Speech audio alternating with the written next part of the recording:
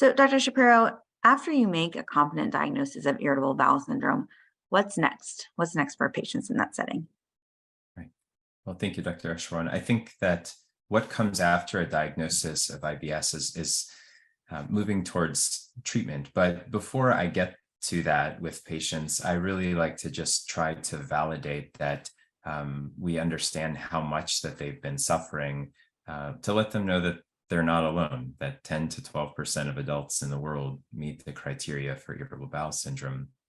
And then I really like to engage them in shared decision making and give them a bit of the treatment landscape as far as options, which we're going to get into in subsequent videos, solicit a bit of what their preferences are and understand, are you somebody who uh, would prefer, if there's a diet option, to start with that medication, some behavioral therapies that work on the gut-brain axis.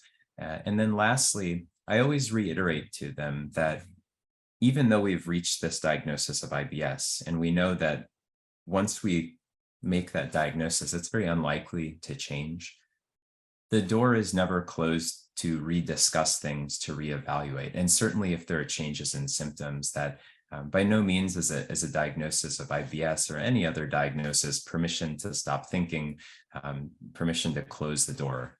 Life is dynamic, symptoms are dynamic. So we want to keep the door open in case things change so that there's an open dialogue and we make sure that we don't miss anything else. But moving forward into treatment, I think there's a lot of amazing options. The treatment landscape is a lot broader than it was in the past. And I get very excited when there is a diagnosis of IBS to share with the patients all the options there are and to see where they want to start in their treatment journey.